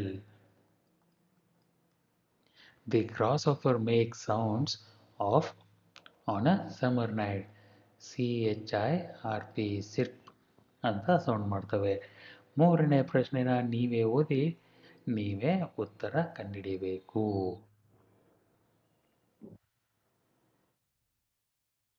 4ನೇ ಪ್ರಶ್ನೆ, choose the correct answers from the words given in the bracket. ಕೆಳಗಡೆ ಇಲ್ಲಿ ಬ್ರ್ಯಾಕೆಟಲ್ಲಿ ಒಂದಿಷ್ಟು ಶಬ್ದಗಳನ್ನು ಕೊಟ್ಟಿದ್ದಾರೆ. ಇವುಗಳನ್ನು ಸರಿಯಾದ ಉತ್ತರದಿಂದ ಬಿಟ್ಟ ಸ್ಥಳ ತುಂಬಿ. The insects that make sounds of buds. Buds ಅಂತ ಸೌಂಡ್ ಮಾಡೋ, ಅಂದರೆ ಗುಯ್ ಅಂತ ದುಂಬಿ ಥರ ಸದ್ದು ಮಾಡೋ ಕೀಟ ಯಾವುದು?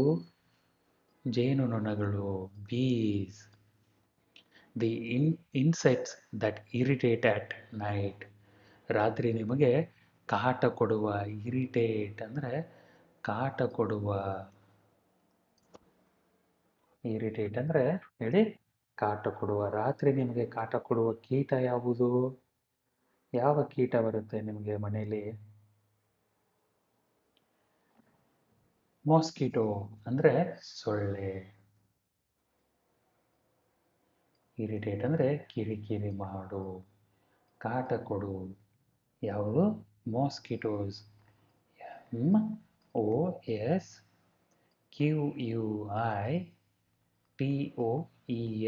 ಮಾಸ್ಕಿಟೋಸ್ ಅಂದರೆ ಸೊಳ್ಳೆಗಳು.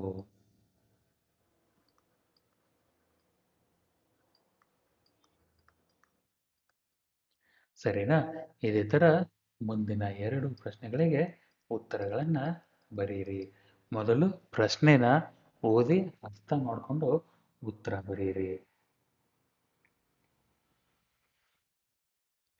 5ನೇ ಪ್ರಶ್ನೆ, collect words for male and female and the young ones of animals and complete the following table ಅಂತ ಹೇಳ್ತಾ ಇದ್ದಾರೆ. ಇಲ್ಲಿ ಪ್ರಾಣಿಗಳ ಗಂಡು ಪುಲ್ಲಿಂಗ ಮತ್ತು ಹೆಣ್ಣು ಸ್ತ್ರೀಲಿಂಗ ಮತ್ತು ಮಗು ಇದ್ದಾಗ ಆ ಪ್ರಾಣಿಗೆ ಏನಂತಾರೆ ಅಂತ ನೀವು ಕಂಡುಹಿಡಿಯಬೇಕು. ಉದಾಹರಣೆ ಕೊಟ್ಟಿರೋದು ಹಾರ್ಸ್, ಕುದುರೆ. ಗಂಡು ಕುದುರೆಗೆ ಸ್ಟ್ಯಾಲಿಯನ್ ಅಂತ ಹೇಳ್ತಾರೆ, ಹೆಣ್ಣು ಕುದುರೆಗೆ ಮೇರ್ ಅಂತ ಹೇಳ್ತಾರೆ. ಅದೇ ಥರ ಕುದುರೆಯ ಮರಿ, ಇದಕ್ಕೆ ಫೋಲ್ ಅಂತ ಹೇಳ್ತಾರೆ. ಅದೇ ಥರ ಲಯನ್, ಲಯನ್ಗೆ ಏನು ಹೇಳ್ತಾರೆ? ಗಂಡು ಲಯನ್ಗೆ, ಸಿಂಹಕ್ಕೆ ಸಿಂಹ ಅಂತ ಹೇಳ್ತಾರೆ. ಹೆಣ್ಣು ಸಿಂಹಕ್ಕೆ ಲಯನ್ನೆಸ್ ಅಂತ ಹೇಳ್ತಾರೆ, LIONESS. ಲಯನ್ನ ಮರಿಗಳಿಗೆ ಕಬ್ಸ್ ಅಂತ ಹೇಳ್ತಾರೆ.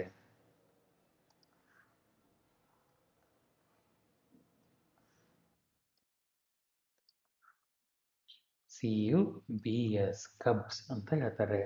ಇದೇ ಥರ ಮುಂದೆ ನೀವು ಕೊಟ್ಟಿರುವ ಇದಾವೆ, 3 ಈ ಪ್ರಾಣಿಗಳಿಗೆ ನೀವು ಅದರ ಗಂಡು ಹೆಣ್ಣು ಮತ್ತು ಅದು ಮಗು ಇದ್ದಾಗ ಅದಕ್ಕೆ ಏನಂತಾರೆ ಅನ್ನೋದನ್ನ ನೀವು ಹೋಮ್ವರ್ಕ್ ಆಗಿ ಬರೀಬೇಕು. ಅರ್ಥ ಆಯ್ತಾ?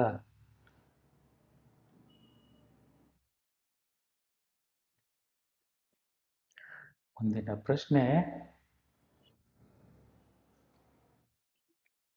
Read the lesson once more. ಇನ್ನೊಂದು ಸರ್ತಿ ಪಾಠವನ್ನ ಓದಿ. Write a short paragraph about grasshoppers in 5 to 6 sentences. ಈ ಪಾಠವನ್ನ ಇನ್ನೊಂದು ಸರ್ತಿ ಓದಿ. ನೀವು ಮಿಡತೆಗಳ ಬಗ್ಗೆ 5-6 ವಾಕ್ಯಗಳಲ್ಲಿ ಒಂದು ಪ್ಯಾರಾಗ್ರಾಫ್ನ ಬರೀರಿ, ಒಂದು ಶಾರ್ಟ್ ಎಸೆ ಬರೀರಿ ಅಂತ ಹೇಳ್ತಾ ಇದ್ದಾರೆ. ಅದನ್ನು ಇಲ್ಲಿ ಖಾಲಿ ಬಿಟ್ಟು ಜಾಗದಲ್ಲಿ ಬರೀತೀರಾ. Read your paragraph aloud to the class. ನೀವು ಬರೆದ ಪ್ಯಾರಾಗ್ರಾಫ್ನ ನೀವು ಜೋರಾಗಿ ಎಲ್ಲರಿಗೂ ಕೇಳುವಂಗೆ ಕ್ಲಾಸ್ ರೂಮಲ್ಲಿ ಓದಿ.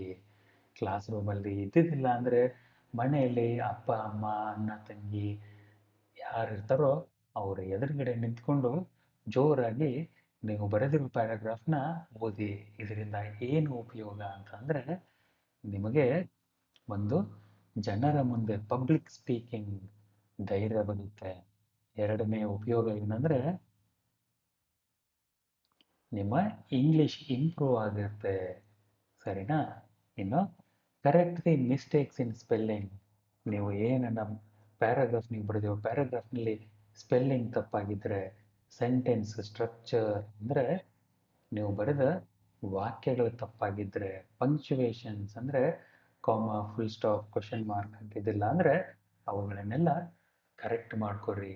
Make a neat copy and display it to the class room. ಎಲ್ಲ ತಪ್ಪುಗಳನ್ನು ತಿದ್ದಿದ ನಂತರ ಒಂದು ನೀಟಾಗಿ ಮತ್ತೊಂದು ಸರ್ತಿ ಆ ಪ್ಯಾರಾಗ್ರಾಫ್ನ ಬರೆದು ಮುಂದೆ ಕ್ಲಾಸ್ ರೂಮ್ಗೆಲ್ಲ ತೋರಿಸಿ ಅಂತ ಹೇಳ್ತಾ ಇದ್ದಾರೆ.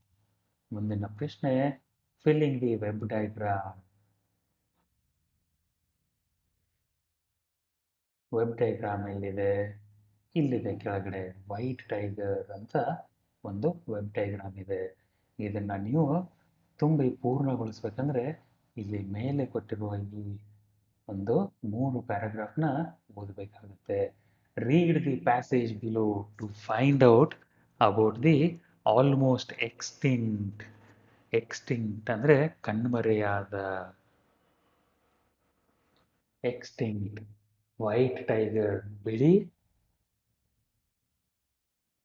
ಟೈಗರ್ ಅಂದರೆ ಹುಲಿ, ಬಿಳಿ ಹುಲಿಗಳ ಬಗ್ಗೆ ಇಲ್ಲಿ ಒಂದು ನಿಮಗೆ ಪ್ಯಾರಾಗ್ರಾಫ್ಗಳನ್ನು ಕೊಟ್ಟಿದ್ದಾರೆ, ಶಾರ್ಟ್ ಎಸೆ ಕೊಟ್ಟಿದ್ದಾರೆ. ಓದಲ್ವಾ ಇವಾಗ? Almost extinct. ಎಕ್ಸ್ಟಿಂಕ್ಟ್ ಅಂದರೆ ಅಳಿದು ಹೋದ, ಅಳಿವಿನ ಹತ್ತಿರವಿರುವ ಅಂತ ಅರ್ಥ. ಕಣ್ಮರೆಯಾದ ಅಂತನೂ ಅರ್ಥ. Wild white tigers are now very rare. Rare ಅಂದ್ರೆ ಏನು? ರೇರ್ ಅಂದ್ರೆ ಅಪರೂಪ ಅಂತ ಅರ್ಥ. ಬಿಳಿ ಹುಲಿಗಳನ್ನ ನೋಡೋದು ಒಂದು ಅಪರೂಪ. They are usually located in the mainland of south eastern Asia. South eastern ಅಂದರೆ ಸೌತ್ ಮತ್ತು ಪೂರ್ವ ಮತ್ತು ದಕ್ಷಿಣದ ಎರಡು ದಿಕ್ಕುಗಳ ಮಧ್ಯೆ ಇರುವ, ಪೂರ್ವ ಮತ್ತು ದಕ್ಷಿಣ ದಿಕ್ಕುಗಳ ಮಧ್ಯೆ ಇರುವ ಈ ದಿಕ್ಕಿಗೆ ಒಂದು ಕನ್ನಡದಲ್ಲಿ ಹೆಸರಿದೆ. ಆ ಹೆಸರನ್ನ ನೀವು ನೆನಪು ಮಾಡ್ಕೊಳ್ಳಿ ನೋಡೋಣ. ಈಶಾನ್ಯ, ಆಗ್ನೇಯ ಅಂತ 4 ದಿಕ್ಕುಗಳನ್ನ ಹೇಳ್ತಾ ಇದ್ರಿ. ಅವುಗಳಲ್ಲಿ ಯಾವುದು ಸೌತ್ ಈಸ್ಟರ್ನ್ ಅಂತ ನೀವು ಹೇಳಿ. ಸೌತ್ ಈಸ್ಟರ್ನ್ ಅಂದ್ರೆ ದಕ್ಷಿಣ ಮತ್ತು ಪೂರ್ವದ ಮಧ್ಯೆ. ಪೂರ್ವದ ಮಧ್ಯೆ, ಸರಿನಾ? ಮೇನ್ಲ್ಯಾಂಡ್ ಅಂದ್ರೆ ಅದರ ಒಂದು ಪ್ರಮುಖವಾದ ಜಾಗ, ಪ್ರಮುಖವಾದ ಭೂಮಿ. ಮೇನ್ಲ್ಯಾಂಡ್ ಅಂದ್ರೆ ಪ್ರಮುಖ ಭೂಮಿ.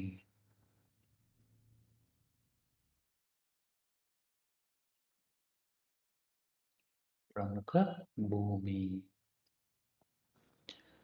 The white tigers are now very rare. They are usually located on the mainland of Southeastern Asia.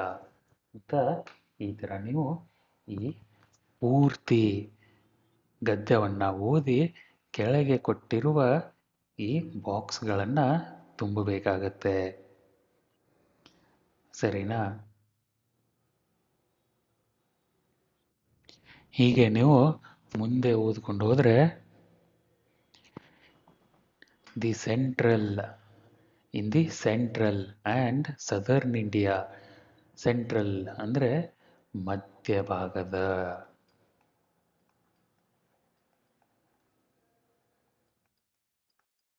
Southern ಅಂದರೆ ದಕ್ಷಿಣದ,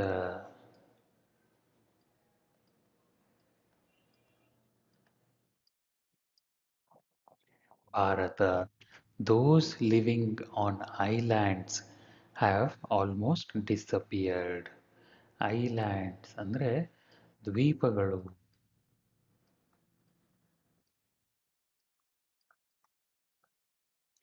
ಡಿಸಪಿಯರ್ಡ್ ಅಂದರೆ ಕಣ್ಮರೆಯಾಗು.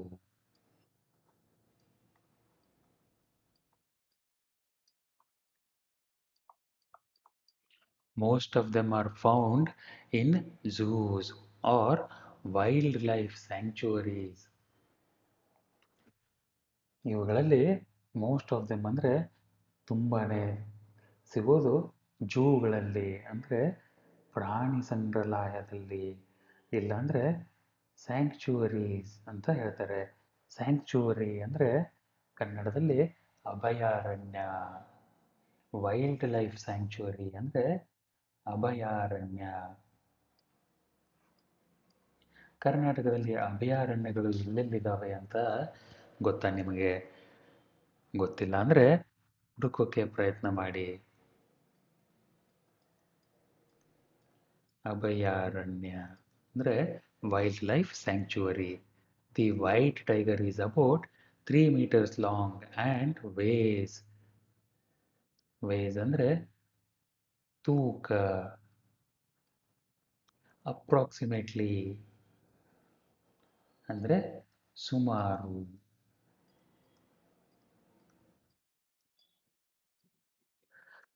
180 to 258 kilograms. The white tiger is about 3 meters long and weighs approximately 180 to 258 kg. It has blue eyes and pink nose. ಬಿಳಿ ಹುಲಿಗೆ ನೀಲಿ ಕಣ್ಣುಗಳು ಮತ್ತು ಗುಲಾಬಿ ಮೂಗು ಇರುತ್ತೆ. It has creamy white fur. Fur ಅಂದರೆ ಏನು ಹೇಳಿ ನೋಡೋಣ. ಫರ್ ಅಂದರೆ ಪ್ರಾಣಿಗಳ ಮೇಲಿರುವ ಕೂದಲು. ಇದಕ್ಕೆ ಕನ್ನಡದಲ್ಲಿ ಏನಂತಾರೆ? ತುಪ್ಪಳ, ಉಣ್ಣೆ ಅಂತ ಹೇಳ್ತಾರೆ. ತುಪ್ಪಳ, ಉಣ್ಣೆ ಇರೋದನ್ನ ಉಣ್ಣೆ ಅಂತ ನಾವು ಕುರಿಯ ತುಪ್ಪಳಕ್ಕೆ ಉಣ್ಣೆ ಅಂತ ಹೇಳ್ತೀವಿ. ಸರಿನಾ? ಇದು ಪ್ರಾಣಿಗಳ ಮೈಮೇಲಿನ ಕೂದಲಿಗೆ ಫರ್ ಅಂತ ಹೇಳ್ತಾರೆ. It has creamy white fur covered with red stripe. ಕೆಂಪು ಗೆರೆಗಳು ಇರ್ತವೆ. The white Bengal tiger lives in grassy and swampy areas of forest. Grassy ಅಂದರೆ ಹುಲ್ಲಿರುವ, ಸ್ವ್ಯಾಂಪಿ ಅಂದರೆ ಸ್ವಲ್ಪ ನೀರಿರುವ, ಅಂದರೆ ತೇವದಿಂದಿರುವ ಅಂತ ಅರ್ಥ.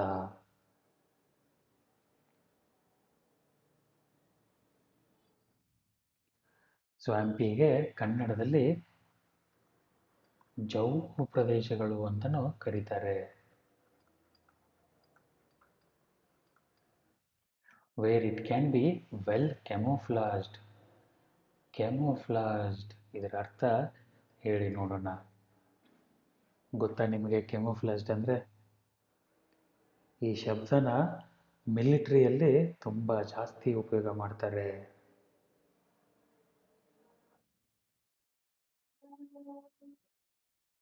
ಮರೆಮಾಚು ಅಂತ ಅರ್ಥ. ಮರೆಮಾಚು, ಕ್ಯಾಮೋಫ್ಲಾಜ್ ಅಂದರೆ. The white tigers are good swimmers. Swimmers ಅಂದರೆ ಈಜುಪಟು, ಈಜುಗಾರ ಅಂತ ಅರ್ಥ. ಬಿಳಿ ಹುಲಿಗಳಿಗೆ ತುಂಬಾನೇ ಚೆನ್ನಾಗಿ ಈಜಾಡಕ್ಕೆ ಬರುತ್ತೆ. But very poor climbers. Poor ಅಂದರೆ ಇಲ್ಲಿ ಬಡವ ಅಲ್ಲ, ಕೆಟ್ಟ. ಕ್ಲೈಂಬರ್ಸ್ ಅಂದರೆ ಹತ್ತುವವರು. In spite of being slow runners, they are stealthy enough to catch any prey in their sight. ಸ್ಟೆಲ್ತಿ ಅಂದರೆ ಇದು ಕೂಡ ಒಂದು ಮರೆಮಾಚುವ ಒಂದು ವಿಧಾನ. ಸ್ಟೆಲ್ತ್ ಅಂತ ಹೇಳ್ತಾರೆ. ಸ್ಟೆಲ್ತ್ ಮೋಡ್ ಅಂತ ಇರುತ್ತೆ. ಅದರ ಅರ್ಥ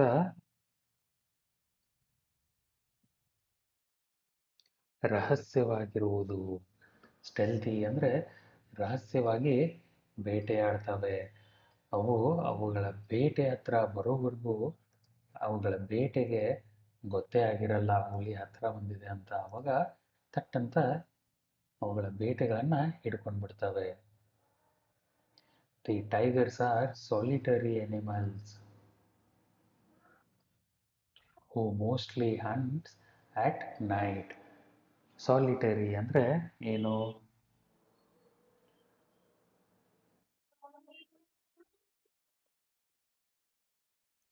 ಸಾಲಿಟರಿ ಅಂದರೆ ಏಕಾಂಗಿಯಾಗಿರೋದನ್ನ ಇಷ್ಟಪಡುವ. ಇವು ಏಕಾಂಗಿ ಪ್ರಾಣಿಗಳು. They mostly hunt at night. ಅವು ರಾತ್ರಿಯಲ್ಲಿ ಬೇಟೆ ಆಡ್ತವೆ. ಇವಾಗ ನಾವು ಇಲ್ಲಿ ಕೊಟ್ಟಿರುವ ಒಂದಿಷ್ಟು ಬಾಕ್ಸ್ಗಳನ್ನು ತುಂಬಬೇಕು. ಇವಾಗ ನಿಮಗೆ ಬಿಳಿ ಹುಲಿಯ ವೈಟ್ ಟೈಗರ್ ಇದರ ಗುಣಧರ್ಮಗಳು ಗೊತ್ತಾಗಿದ್ದಾವೆ. ನೀವು ಅವುಗಳನ್ನು ಈ ಡಬ್ಬಗಳಲ್ಲಿ ಬರಿಬೇಕು. ಸರಿನಾ? ಮುಂದೆ sit in pairs, discuss with your partner and write 2 sentences how the tiger can be saved. ಹುಲಿಗಳನ್ನು ರಕ್ಷಣೆ ಮಾಡುವ 2 ವಿಧಾನಗಳನ್ನು ನಿಮ್ಮ ಗೆಳೆಯರ ಜೊತೆ ಚರ್ಚೆ ಮಾಡಿ, ಇಂಗ್ಲೀಷಲ್ಲಿ ಚರ್ಚೆ ಮಾಡಿ, ಇಂಗ್ಲೀಷಲ್ಲಿ ಬರೆಯಿರಿ ಅಂತ ಹೇಳ್ತಾ ಇದ್ದಾರೆ. ಮುಂದೆ let's speak. Ask questions to your partner about the grasshopper using clues. ಕೆಳಗಡೆ ಒಂದಿಷ್ಟು ಕ್ಲೂಗಳನ್ನು ಕೊಟ್ಟಿದ್ದಾರೆ. ಅವುಗಳನ್ನು ಉಪಯೋಗಿಸಿ ನೀವು ನಿಮ್ಮ ಗೆಳೆಯರಿಗೆ ಗ್ರಾಸ್ ಆಫರ್ ಬಗೆಗಿನ ಪ್ರಶ್ನೆಗಳನ್ನು ಕೇಳಿರಿ ಅಂತ ಹೇಳ್ತಾ ಇದ್ದಾರೆ. ಕೊಟ್ಟ ಕ್ಲೂ ಏನಿದೆ ಇಲ್ಲಿ? ವಾಟ್, ಈಟ್ ಅಂತ 2 ಕ್ಲೂಗಳನ್ನು ಕೊಟ್ಟಿದ್ದಾರೆ. ವಾಟ್ ಡಸ್ ಗ್ರಾಸ್ ಆಫರ್ ಈಟ್? ಮಿಡತೆ ಏನನ್ನ ತಿನ್ನತ್ತೆ ಅನ್ನೋದು ಒಂದನ್ನ ಕೇಳ್ತೀರಾ ಪ್ರಶ್ನೆ. ಇನ್ನ ಒಂದು ಪ್ರಶ್ನೆ ವೇರ್ ಮತ್ತು ಲಿವ್ ಅನ್ನೋ ಪ್ರಶ್ನೆನ ಎರಡು ಶಬ್ದಗಳನ್ನ ಉಪಯೋಗಿಸಿ ನೀವು where does grasshopper live ಅಂತ ನೀವು ಒಂದು ಪ್ರಶ್ನೆನ ಕೇಳಬಹುದು. ಅದೇ ಥರ ಹೌ ಮೆನಿ ಐಸ್ ಅನ್ನೋ ಈ ಎರಡು ಶಬ್ದಗಳನ್ನು ಉಪಯೋಗಿಸಿ ಒಂದು ಪ್ರಶ್ನೆ ರಚನೆ ಮಾಡಿ ಪ್ರಶ್ನೆನ ಗ್ರಾಸ್ ಹಾಪರ್ ಬಗ್ಗೆ ಮಿಡತೆಯ ಬಗ್ಗೆ ಕೇಳಬೇಕು. ಸರಿನಾ? ಮುಂದಿನ ಪ್ರಶ್ನೆ collect picture cards of animals birds and objects.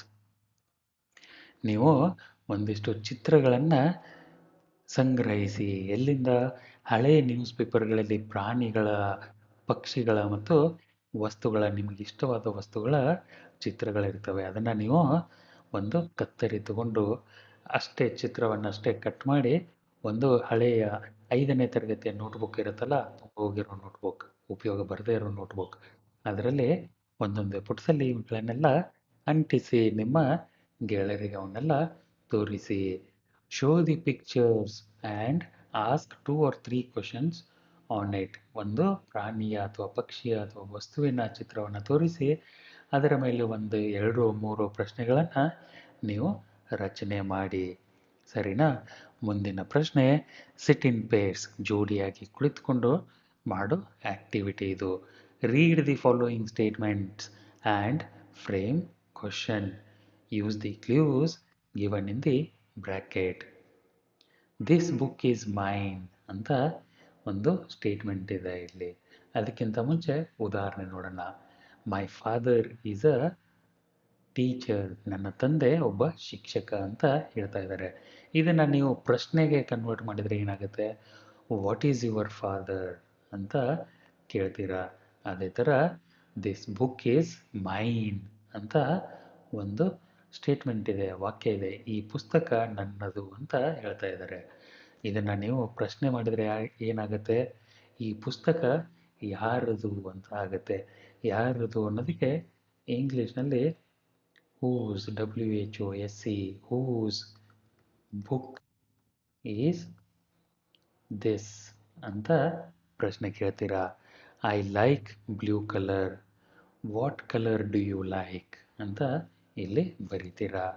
ಅದೇ ಥರ ಮುಂದಿನ 3 ಮತ್ತು 4ನೇ ಪ್ರಶ್ನೆಗಳನ್ನು ನೀವೇ ಓದಿ ಅರ್ಥ ಮಾಡಿಕೊಂಡು ಉತ್ತರ ಬರೀಬೇಕು. ಸರಿನಾ? ಮುಂದೆ ನೋಡೋಣ. ಮುಂದೆ 5-6 ಪ್ರಶ್ನೆಗಳಿದ್ದಾವೆ.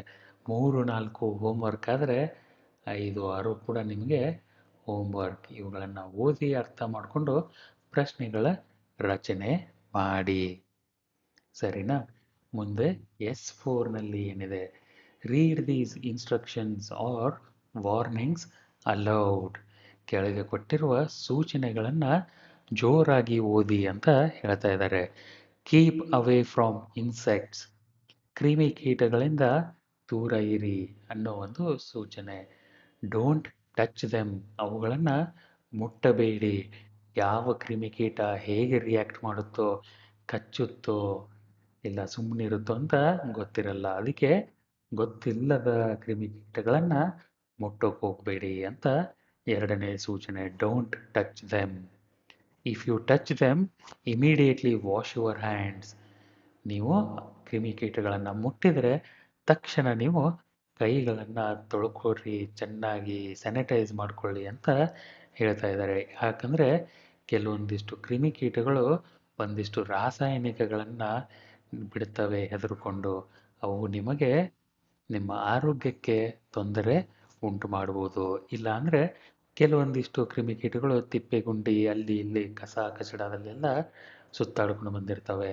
ಅವು ನಿಮ್ಮ ಹೊಟ್ಟೆಯಲ್ಲಿ ನೀವು ಮುಟ್ಟಿದರೆ ಅದಕ್ಕೆ ಅಂಟ್ಕೊಂಡಿರೋ ಗಲೀಜು ನಿಮ್ಮ ಹೊಟ್ಟೆ ಸೇರಿಕೊಂಡ್ರೆ ಹೊಟ್ಟೆ ಕೆಡುತ್ತೆ.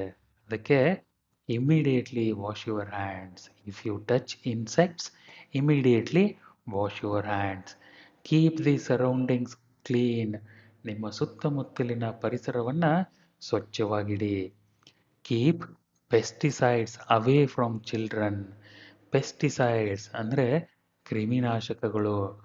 ನಿಮಗೆ ಹೊಲ ತೋಟ ಮನೆಯಲ್ಲಿ ಎಲ್ಲ ಕ್ರಿಮಿಗಳನ್ನು ಕೊಲ್ಲೋದಕ್ಕಂತ ಪೆಸ್ಟಿಸೈಡ್ಸ್ಗಳನ್ನು ಉಪಯೋಗ ಮಾಡ್ತಾರೆ. ಇವುಗಳನ್ನು ಕ್ರಿಮಿನಾಶಕಗಳು ಇವುಗಳನ್ನು ಮಕ್ಕಳ ಕೈಗೆ ಸಿಗದಂಗೆ ದೂರ ಇಡಿ ಅಂತ ಹೇಳ್ತಾರೆ. ಇದೇ ಥರ ನೀವು ನಿಮ್ಮದೇ ಆದ ಒಂದಿಷ್ಟು ಸೂಚನೆಗಳನ್ನು ವಾರ್ನಿಂಗ್ಸ್ಗಳನ್ನು ಬರೀರಿ. ಉದಾಹರಣೆ ಕೊಟ್ಟಿದ್ದಾರೆ: beware of dogs, thanks for not smoking, ಧೂಮಪಾನ ಮಾಡದಿದ್ದಕ್ಕೆ ಧನ್ಯವಾದಗಳು, ನಾಯಿಗಳಿಂದ ಎಚ್ಚರಿಕೆ ಒಂದನೆಯದು, ಲೀವ್ ಯುವರ್ ಫುಟ್ವೇರ್ ಔಟ್ಸೈಡ್ ಅಂತ ನೋಡಿರ್ತೀರ. ಆಫೀಸ್ಗಳಲ್ಲಿ ದೇವಸ್ಥಾನಗಳಲ್ಲಿ ನಿಮ್ಮ ಪಾದರಕ್ಷೆಗಳನ್ನು ಇಲ್ಲೇ ಬಿಡಿ ಅಂತ. ಇನ್ನು ಮುಂದಿನ switch off your mobile phone ಅಂತ ಒಂದು ಇದೆ. ಇವಾಗ extended activity. Each learner will repeat the sentence and add one more item. The class will thus try to make a very long sentence. ಉದಾಹರಣೆಗೆ ಫ್ರೂಟ್ಸ್, ವೆಜಿಟೇಬಲ್ಸ್, ಈಟೇಬಲ್ಸ್ ಅಂತ ಇದೆ. I went to the shop and bought fruits, mangoes ಅಂತ ಹೇಳ್ತಾ ಇದ್ದಾರೆ. ಅದೇ ಥರ ನೀವು ಕೆಳಗೆ ಕೊಟ್ಟಿರೋ ಟಾಪಿಕ್, ಎರಡನೇ ಇಲ್ಲಿ ಉದಾಹರಣೆಯಲ್ಲಿ ಕೊಟ್ಟಿರೋ topic toys and gift items ಅಂತ ಇದೆ. For my birthday I got a bull cart as a gift. ನನಗೊಂದು ಎತ್ತಿನ ಬಂಡಿಯ ಆಟಿಕೆ ಸಾಮಾನು ಗಿಫ್ಟ್ ಆಗಿ ಸಿಕ್ತು ಹುಟ್ಟುಹಬ್ಬದ ದಿನ ಅಂತ. ಅದೇ ಥರ ನೀವು ಮೂರನೆಯ ಮತ್ತು ಈ ಉದಾಹರಣೆಯಲ್ಲಿ, ಎರಡನೇ ಮತ್ತು ಉದಾಹರಣೆಯಲ್ಲಿ ಎಷ್ಟು ದೊಡ್ಡದಾಗುತ್ತೋ ಅಷ್ಟು ದೊಡ್ಡ ಒಂದು ವಾಕ್ಯವನ್ನು ನಿರ್ಮಾಣ ಮಾಡೋಕ್ಕೆ ಪ್ರಯತ್ನ ಮಾಡಿ. ಇನ್ನು ಕೊನೆಗೆ ಒಂದು ಚಿಕ್ಕದೊಂದು ಪದ್ಯ ಇದೆ. ಇದನ್ನು ಓದಿ ಇಲ್ಲಿಗೆ ಇವತ್ತಿನ ನಮ್ಮ ಈ ಅಭ್ಯಾಸನ ಮುಗಿಸೋಣ. ಹರ್ಟ್ ನೋ ಲಿವಿಂಗ್ ಥಿಂಗ್ ಅಂದರೆ ಜೀವಿಗಳಿಗೆ ತೊಂದರೆ ಕೊಡಬೇಡಿ ಅಂತ ಇದೆ. Hurt no living thing, ladybird nor butterfly, nor moth with dusty wing, nor cricket chirping cheerily, nor grasshopper so light of leap, nor dancing ant, nor beetle fat, nor harmless worms that creep ಅಂತ ಇದೆ. ಇಲ್ಲಿ ಒಂದಿಷ್ಟು ಕ್ರಿಮಿಗಳ ಇದನ್ನು ಬೇರೆ colour ಪೆನ್ನಿಂದ ನಾನು round ಮಾಡ್ತೇನೆ. Lady bird, ಒಂದಿಷ್ಟು ಕ್ರಿಮಿ ಕೀಟಗಳ ಹೆಸರುಗಳಿದ್ದಾವೆ. ಅವುಗಳ ಅರ್ಥ ಏನು ಅಂತ ನೀವು ಹುಡುಕಿ ಇಲ್ಲಿ ಬರೆಯೋಕೆ ಪ್ರಯತ್ನ ಮಾಡಿ. ಗ್ರಾಸ್ ಹಾಪರ್ ಅಂದರೆ ಮಿಡತೆ ಅಂತ ಗೊತ್ತಾಗಿದೆ, ಸರಿನಾ?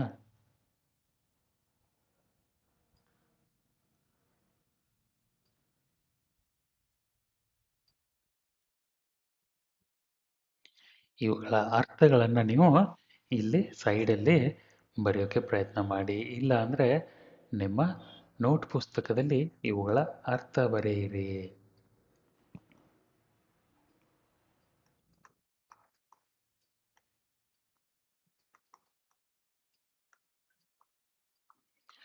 ಇದು ಪುಸ್ತಕದಲ್ಲಿ ಕೊಟ್ಟಿರೋ ಹೋಮ್ವರ್ಕ್ ಅಲ್ಲ, ನಾನು ಕೊಡ್ತಾ ಇರೋ ಹೋಮ್ವರ್ಕ್. ಮಾಡಿ, ಮಜಾ ಬರುತ್ತೆ. ಇವುಗಳ ಅರ್ಥ ಹುಡ್ಕೋದೇ ಒಂದು ಮಜಾ. ಹುಡುಕಿದಾಗ ನಿಮ್ಗೆ ಗೊತ್ತಾಗುತ್ತೆ, ಅಯ್ಯೋ ಇದು ಅಂತ. ನಿಮಗೆಲ್ಲ ಇಲ್ಲಿ ಗೊತ್ತಿರೋ ಎಲ್ಲ ಕೀಟಗಳನ್ನು ನೀವು ನೋಡಿರ್ತೀರ, ಸರಿನಾ? ಇಲ್ಲಿಗೆ ನಮ್ಮ ಇವತ್ತಿನ ಪಾಠ ಮುಕ್ತಾಯವಾಯಿತು. ನಮಸ್ಕಾರ, ಮತ್ತೆ ಸಿಗೋಣ.